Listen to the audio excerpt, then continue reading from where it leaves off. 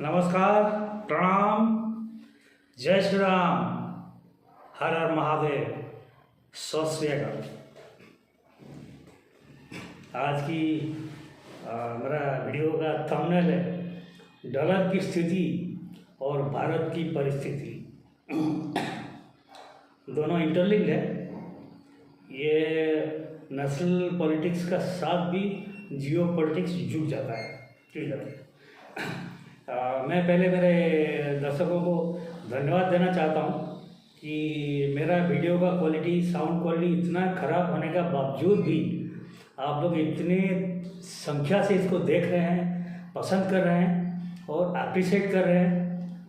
मेरे को लगता है कि ये शायद आप लोग मेरा कंटेंट को पसंद कर रहे हैं, क्योंकि मैं जब टॉपिक लेता हूँ और जिस तरह प्रेजेंट करता हूँ और लॉजिकली प्रेजेंटेशन देता हूँ, मेरे ख्याल से वो इसको आप लोग पसंद करते हैं, इसलिए मुझे लाइक करते हैं।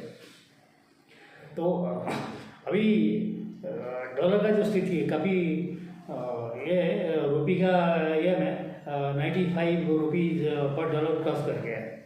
जनरली एट एन एवरेज जैसे कि अपने स्थिति को देखा जाए तो ये अराउंड 91-92 डॉलर जो है ना पर रुपी पर डॉलर जो है उसमें रहना चाहिए, उसको ये में रहना चाहिए।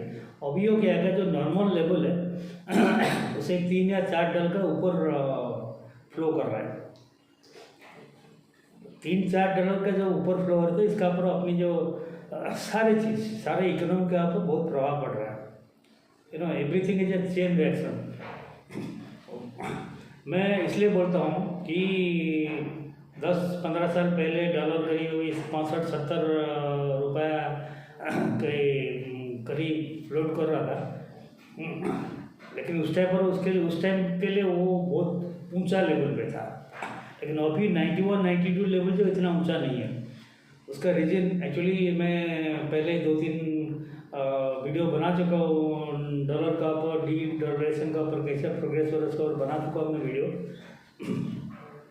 और अभी क्या स्थिति है, 15 साल पहले शायद हमारा जो टोटली फॉरेन ट्रेड होता था 95-96% फॉरेन ट्रेड जो ना डॉलर में होता था, because dollar was the common exchange currency जो अमेरिकन सिस्टम स्विफ्ट में कंट्रोल होता था।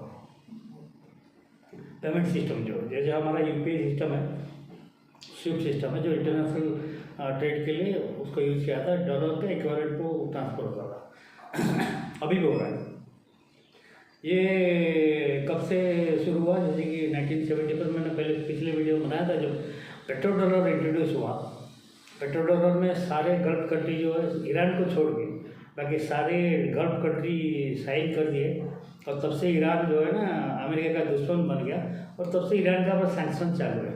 सैंक्शन मीन्स धीरे धीरे छोटा सैंक्शन, उसके बाद बड़ा सैंक्शन, ऐसे करके ईरान को टोटली मतलब तेल का ऊपर बैन लगा दिया और उसको स्विफ्ट सिस्टम से जो पेमेंट सिस्टम से बाहर कर दिया।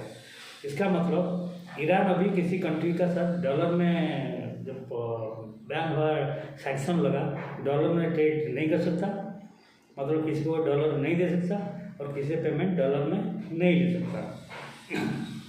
जैसे उनका कंडीशन था कि आप लोग तेल बेचेंगे तो डॉलर में बेचेंगे, जो गल्फ कंट्री जो ये खाड़ी का देश जिसको बोलते हैं डॉलर में बेचेंगे, और सारे डॉलर आपका खर्चा बचेगा, जो बचेगा उसको आप लोग यूएस ट्रेजरी बॉन्ड में इन्वेस्ट करेंगे। ऐसे यूएस ट्रेजरी बॉन्ड में इन्वेस्ट का मतलब है कि वो अमेरिका उनसे लोन ले रहा है और वो अपनी हथियार बना के फिर उनको बेच रहा है। तो ये सिस्टम था, लेकिन ईरान इससे बाहर था। तो ईरान को मजबूरी से वो क्या करना, लोकल करेंसी से डील करता है, जैसे हमारा इंडिया का रुपये में डील करता है। लेकिन रुपये में डील करने के बाद जो कि इंग्लैंड ने उनका साथ डील किया, उनका करेंसी में, डिफरेंट करेंसी में डील करना है। लेकिन उसमें प्रॉब्लम होता क्या है कि ट्रेड किसका सरप्लस है, किसको ट्रेड डेफिसिट है, उसको मैनेज करना, ये करना। लेकिन चाइना का साथ जैसे कि उसका लोकल उनका युआन में डील कर रहा है, ऐसे कर रहा है। तो ऐसे एक सिस्टम में काम कर रहा था, भले कि बहुत तकलीफ में था, लेकिन जैसे कि they are very good at agriculture and all, मतलब खाना पीने का ये उनके लिए कोई प्रॉब्लम नहीं है। एंड तेल है, जितना भी तेल है बेच बाज को चलते थे ठीक से, अमेरिकन सैंक्शन का बावजूद भी। हाँ, वो नहीं तो इतना मिसाइल ड्रोन डेवलप कर कैसे करते थे? इसका मतलब वो लोग अपनी तरीके से काम कर रहे थे। यूएस का सैंक्शन का उनका पर फर्क पड़ा था, लेकिन कोई खास फर्क नहीं पड़ा था। अब आता है हमारे डॉलर का ऊपर। अभी क्या होता है कि हम लोग तेल के मामले में रुपी ये में जो डीलिंग करते हैं रुपी और उनकी करेंसी में, रियाल में सपोज सऊदी का साथ कि यूएई का साथ हमने ट्रेड साइन किया है, लेकिन अभी तक आरंभ शुरू नहीं किया था, तो ये वार हो गया। हाँ, उनका दिराम उस साइड में चलता है, दिनार दिराम खाड़ी देश में वो करेंसी चलता है। हम डीलिंग करना शुरू कर दिए थे, और कुछ अपने जो फॉरेक्स जो मैं बोला था 780-800 बिलियन डॉलर का जो फॉरेक्स है, हालांकि अभी कम हो गया। उसका अंदर हमने जो बास्केट किया था उसमें दिनार का भी एक पोर्शन रखा, उसमें दिराम का भी रखा, उसमें हम यूएन का भी रखा, उसमें रूबल का भी रखा। हाँ, जो डॉलर को डाइवर्सिफाई करके टोटली हमारा फॉरेन रिजर्व को डाइवर्सिफाई कर दिया था। ये है एक चीज़ है। दूसरी बात है कि हमने पहले से अभी अराउंड 65% जो अपना ट्रेड है वो अपनी लोकल करेंसी में हो रहा है, बिकॉज अपना यूपीआई जो डेवलप हो गया उसमें हमने 65 करेंसी के ऊपर अपनी खुद का ट्रेड सिस्टम जो डेवलप किया, उसका साथ हम उनका लोकल करेंसी हमारा लोकल करेंसी में डील कर रहे हैं, इसलिए डॉलर का ऊपर डिपेंडेंसी कम हो गया। लेकिन तेल का ऊपर, तेल हम रशिया से, ठीक है, रशिया का पर अमेरिका का सैंक्शन लगा हुआ है, वो अपना अमेरिका का स्विफ्ट सिस्टम में नहीं है, इसलिए रशिया का साथ हम रूबल में डील करते हैं। और रशिया ऐसे चाइना के साथ डील करता है, चाइना का साथ भी रूबल और यूएन में डील, यूएन जो उनका जो करेंसी है उसमें डील करता है। सऊदी एंड यूएई इनको छोड़ के बाकी ये 3 कंट्रीज में, बाकी जितना भी कंट्रीज हम तेल या गैस ला रहे हैं, एनर्जी ला रहे हैं, और 41 कंट्रीज उसमें -3 हो गया, तो अराउंड 38 कंट्रीज से जो हम ला रहे हैं उसको हम डॉलर में ही पेमेंट करते हैं, because they are not included in our ePay system, अभी तक इंक्लूड नहीं हुआ है।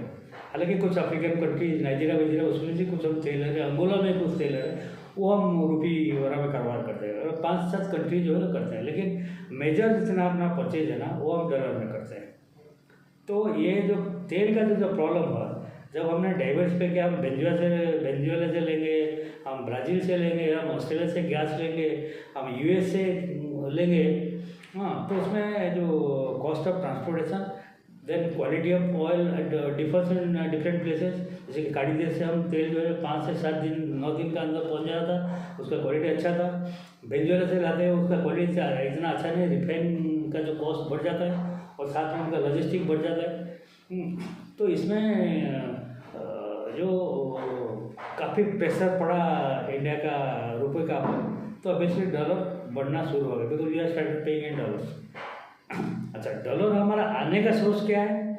आने का सोर्स, जो हम जितना देश को एक्सपोर्ट करते हैं, जो हमारे से यूपीआई में कनेक्टेड नहीं है, सिर्फ वो लोग हमको डॉलर में पेमेंट करेंगे। लेकिन अभी क्या हो रहा है कि हमारा जो एक अभी एटलास में आपको ट्रेड रूट दिखाऊंगा, तो अभी जो ठीक है तेल वगैरह जो खाड़ी ये में जो ये उसमें से धीरे धीरे स्मूथ हो रहा है, ये हो रहा है, लेकिन ओनली आ रहा है।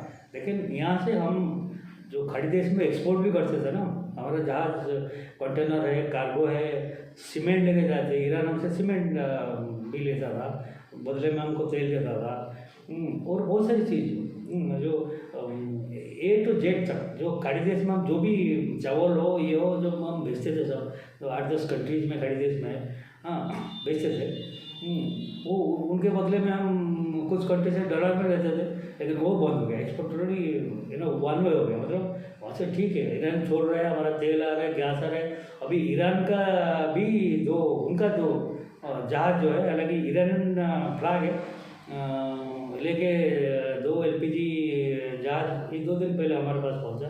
फिर हमारा इंडियन ये का ग्रेट ईस्टर्न शिपिंग का अपना इंडियन कंपनी और 2 टैंकर वगैरह पहुंचे, लेकिन ओनली टैंकर एंड गैस आ रहा है। लेकिन हमारा यहाँ से जो जा रहा है वहाँ से राइस हो,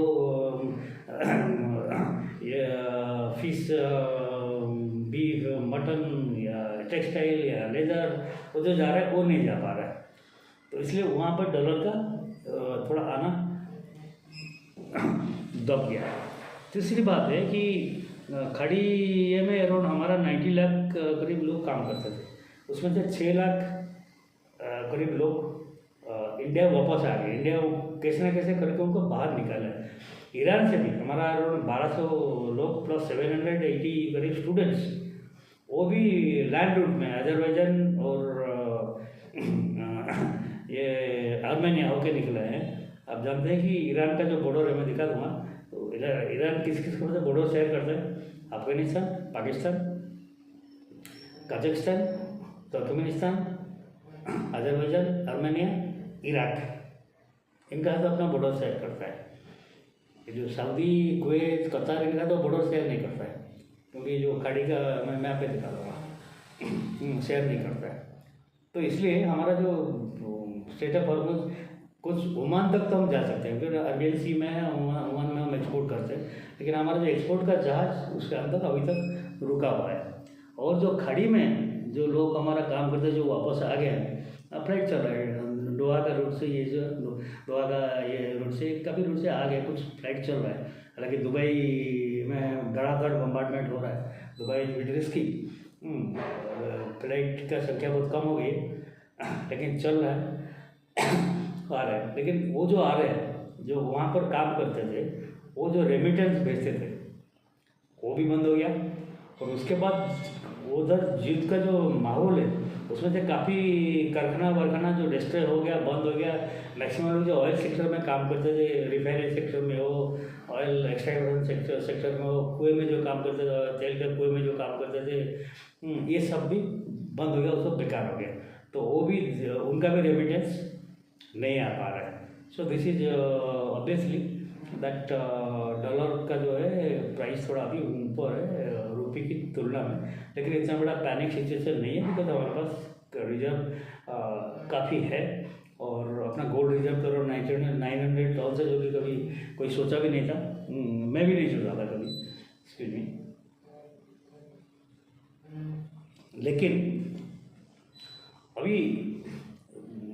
लेकिन ये अभी तक ठीक है, हाथ में कंट्रोल में है, लेकिन कितना दिन हमारा कंट्रोल में रहेगा ये भी डाउट है। अगर ये खाड़ी का युद्ध कितना दिन चलेगा, कितना दिन का बाद बंद होगा, इसके बारे में एक सेपरेट वीडियो बनाऊंगा। ट्रम्प का जो कल एक भाषण दिया था 19 मिनट्स का, और उसके बाद उसका स्टेटमेंट, उसका जो वार सिक्योरिटी डिपार्टमेंट ऑफ वार, उनका स्टेटमेंट, आज शायद उन्हें पेंटागन का जो चीफ ऑफ आर्मी स्टाफ जो अमेरिका का, उसको हटा दिया है, कंपल्सरी रिटायरमेंट दे दिए। साथ में कुछ टॉप रैंकिंग जनरल्स को भी कंपल्सरी रिटायरमेंट दे दिए हैं, क्योंकि ये पेंटागन ट्रम्प का ये पॉलिसी में बिल्कुल राजी नहीं है। मतलब उनका जो जनरल लोग है, बोलते हैं कि तुम जो कर रहे हो सुसाइडल कर रहे हो, अननेसेसरी अपनी आदमी को वहाँ लगाल के मरवाना चाहते हो।